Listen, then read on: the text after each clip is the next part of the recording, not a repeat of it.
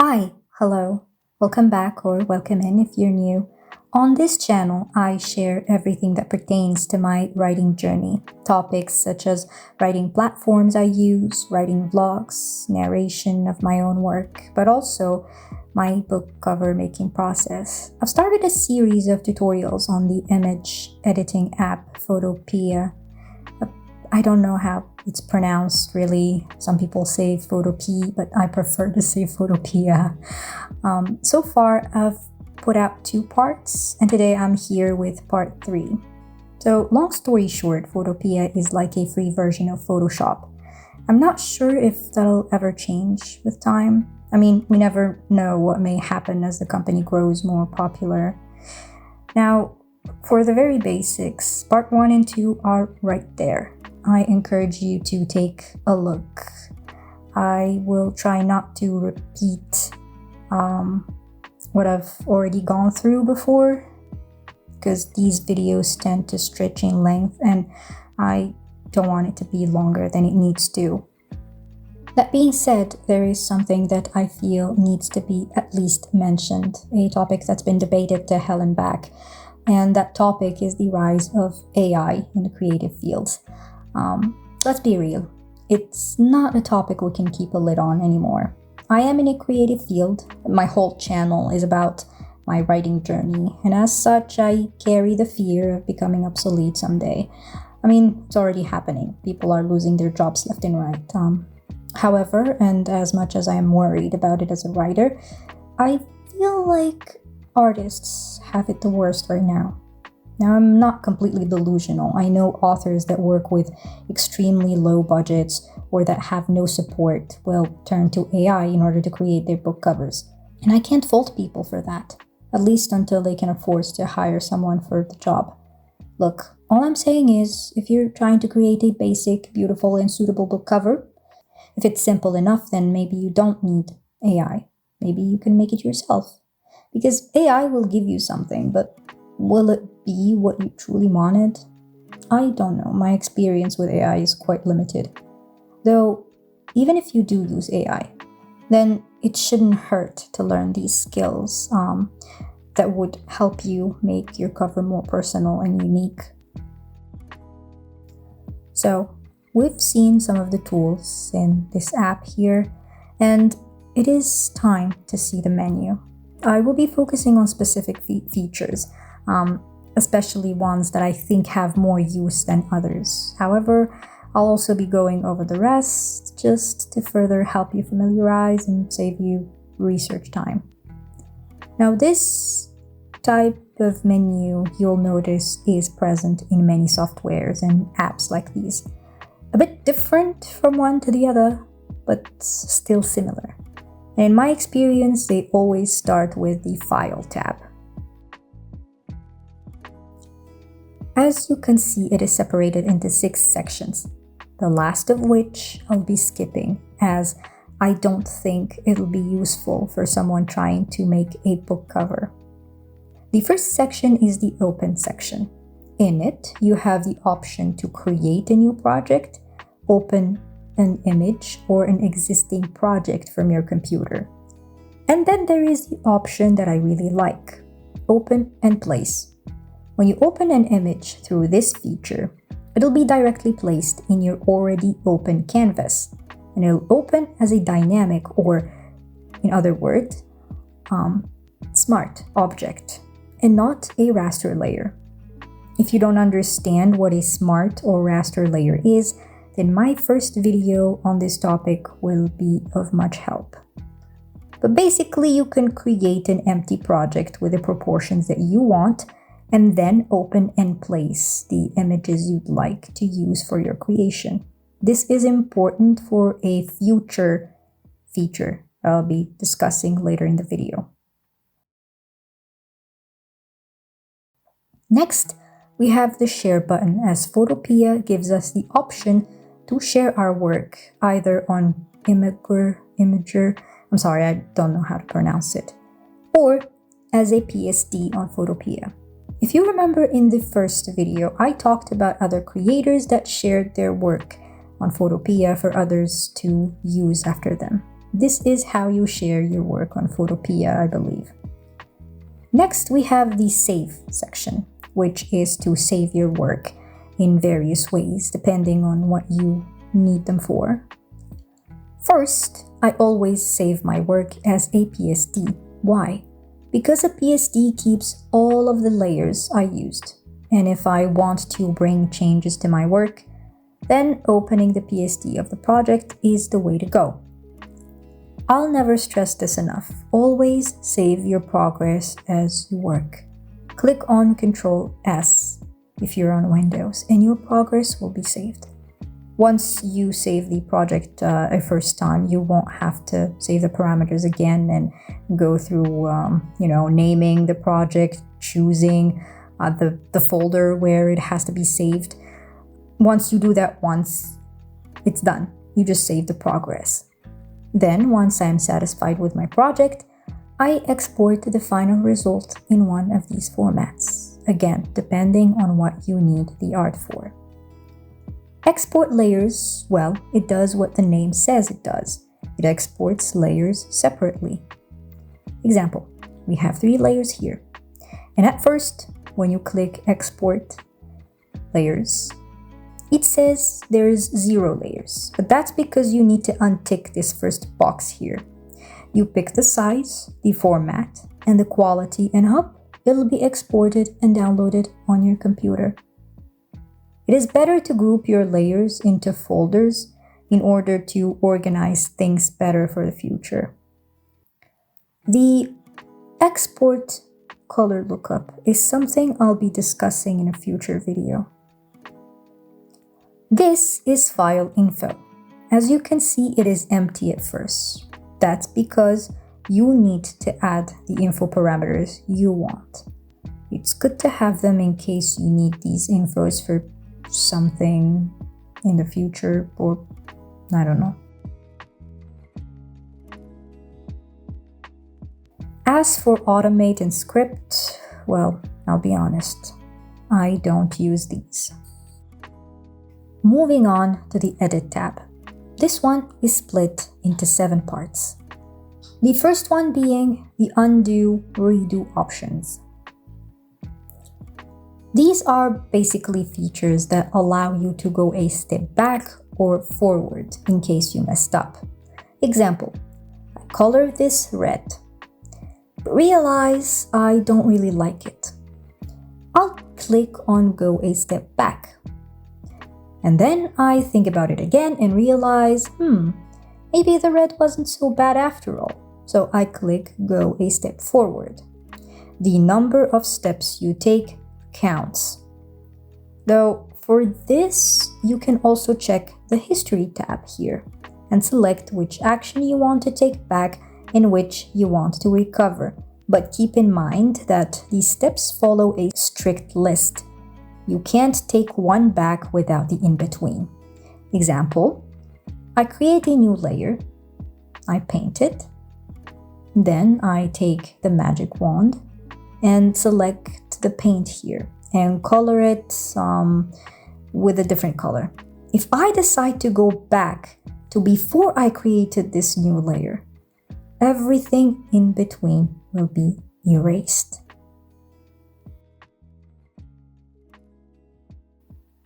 Next, the fade. Basically, if you apply a filter that is too intense, instead of deleting it altogether, you simply tone it down. Example, I will apply some Gaussian blur to this image and then make it fade like so. Note that the fade feature follows the last filter you've applied to your image. So if I apply another feature different to Gaussian blur here and then click fade, then it's that new filter after Gaussian blur that will be faded. Next is the copy and paste section.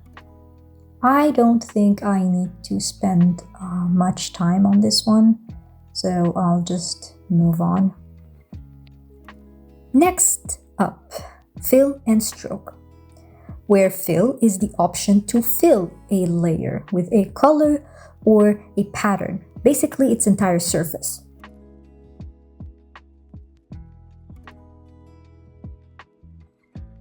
Whereas stroke is to give it a border.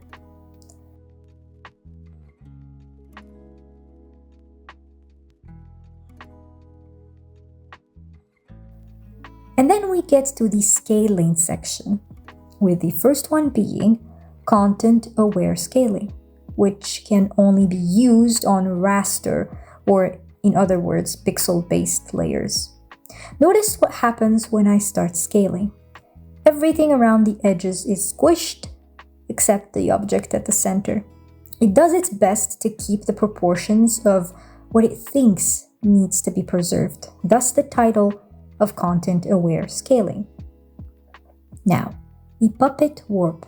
This is something I frequently use to adjust positions of subjects or characters or their clothes. In order for it to work best, you better select your object and separate it from the background.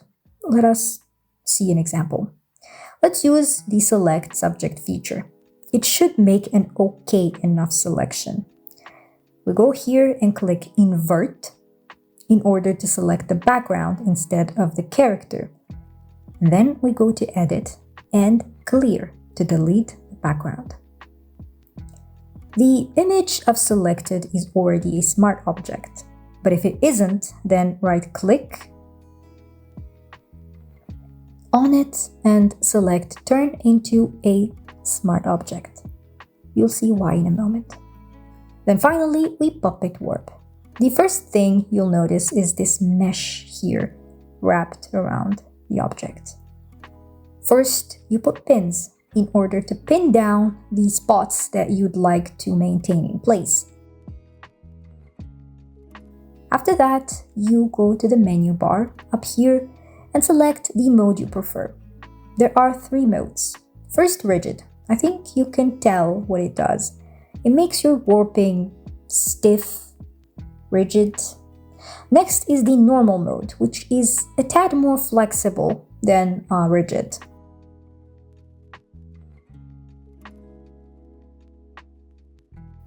And finally, we got the distorted or distort, which is the most flexible out of the 3.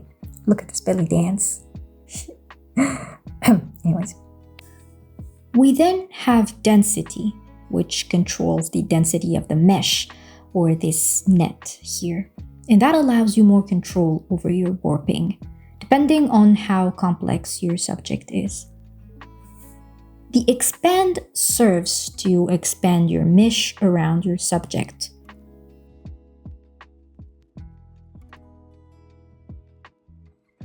Just look at how angry this bird is at me. And now, here is why I said you should turn your layer into a smart object. Puppet warping is by nature a destructive action. A smart object allows you to preserve your layer before you applied the puppet warp. If you click here, like so, then you'll be able to modify it.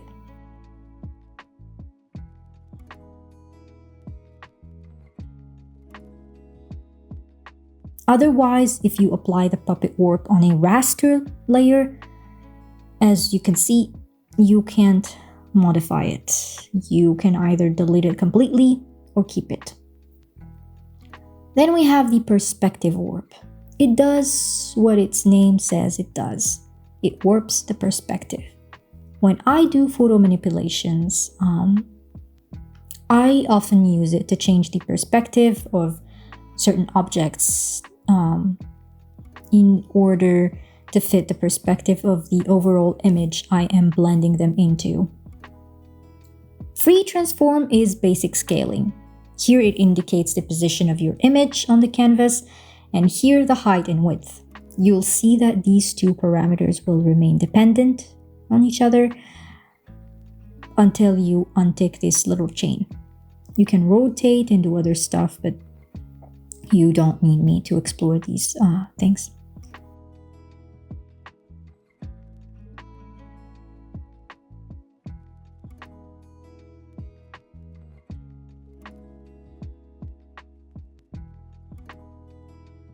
Next in line is the transform, which groups many things. Some we've already seen before, such as scale. It's the same thing as free transform. Then rotate, skew, and distort. Then perspective again. Then warp, the simple warp feature. I used it in a previous video in the section about shapes. Same thing, I use it to warp objects into positions I want them to be in. Auto align and auto blend serve to automatically blend or align two images together. Usually auto blend is used to do like face swapping and stuff.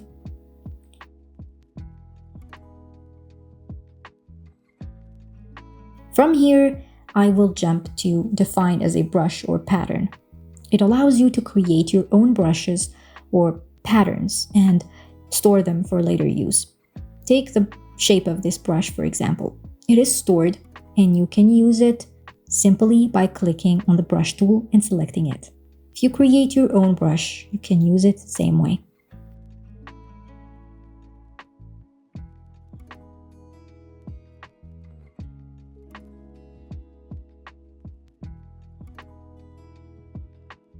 As for these, I rarely or never use them.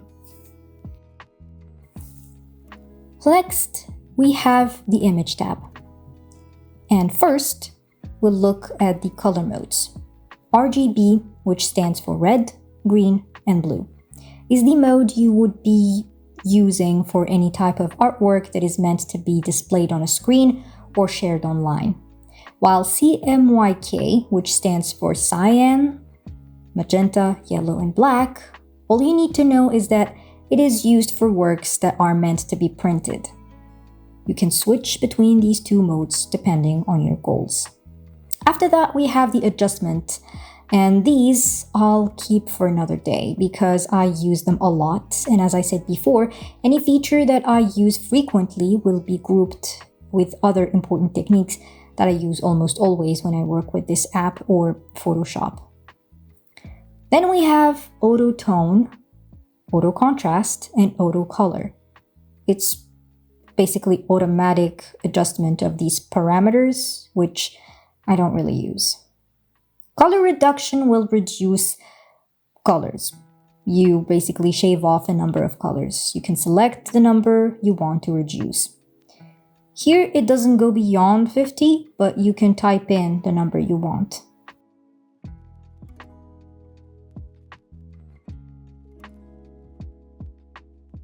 Vectorized bitmap is not something I use, so I don't feel like going over it. Wavelet decompose. If you select your image and click on this feature, it'll create this folder above your image titled decomposition. What it essentially did is it isolated the details of your image onto separate layers. You can play around with them and see which combination of layers gives you the best effect. Or perhaps you'll have a use for a specific layer for this image. After that, we have these options, such as canvas size and image size. I think they are pretty self-explanatory. Transform is redundant from the Edit tab. Duplicate, well, duplicates your project. And Apply Image allows you to merge specific layers together. Alright, now for the Layer tab. As you can guess, it has to do with, well, layers, or the sheets you build your project with. I don't necessarily want to repeat what I said in previous videos, but layers are one of the most important things and biggest advantage of these apps and softwares because it allows you a great deal of control over your work, and that's aside from other features and options. So the first section is fairly simple. You can create or duplicate a layer or even choose the project in which you duplicate your layer.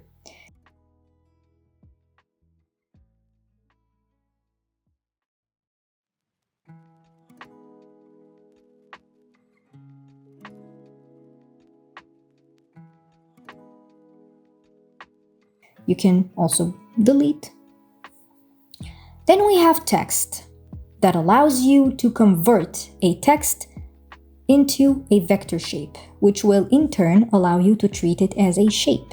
For example, you can play with it using the pen tool, like so.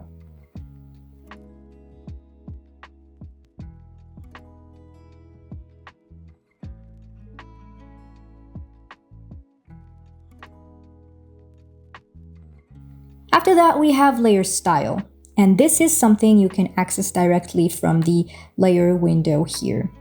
You double click on a specific layer and you'll get this window that appears with a bunch of options. I use these a lot, so I'd like to leave these for the video where I discuss my most used techniques. But just to give you an example, we have here drop shadow. You can guess what it does. It basically creates a shadow for your layer that you can control with these parameters.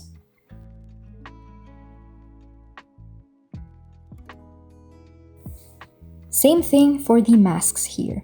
I use them so much that I'd like to talk about them in great details. Though I do want to mention that a clipping mask is basically to clip two layers together, or rather one inside the other. Let's give it a try. I have this shape here and this image on top or layer above it. If I clip this image to the shape, you'll notice it all of a sudden fits inside the shape. I, again, use this so much. Next, smart object. I already talked about the use for a smart object. You can convert an image or a layer into a smart object by using the Layer tab or by right-clicking on the layer itself and selecting Convert to a Smart Object.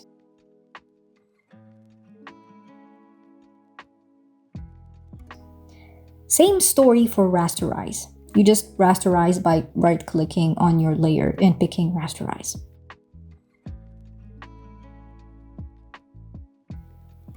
As for the rest, with the exception of animate, we already saw them in previous videos. Grouping allows you to create a folder and group layers together, but you can already do that by clicking this little folder here.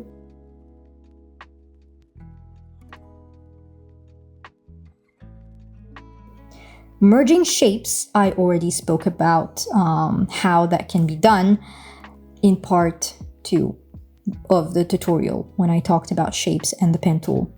Merge down and flatten the image are also features you can use by right-clicking on your layers. Flatten enables you to render the image flat or merge all of the layers together into one image. But merge down only merges the layers beneath the one selected, while sparing the locked background here. Alright, I was planning on going over the entirety of the menu at first, but I think I'll stop here for now. The goal from these small and quick overviews of the app's features is to help guide and acquaint you with the many ways to access a specific option or reach a certain result. Because if you have a plan or an idea in mind, it sure helps to know your way around the tool you're using and the combination of features you'll need to achieve just that. I would advise you to open the app on your browser or computer and follow along with me to cement the info in mind. At the end of these tutorials, I am hoping to create a book cover with most of the features that we've seen in this app, just as a practice. So if you're interested in seeing that, then stay tuned. I might release a low-effort video next, just to relax a bit, because these tutorials take so much effort and time, and it's especially a hassle since I am not a big fan of editing. If you liked it, click the thumbs up. If you have questions, ask away. And if you'd like to follow my writing journey, then subscribe, please. Anyways, thank you so much for watching this video. I do hope to see you in the next one. But until then, Take care of yourselves, stay safe, and bye bye.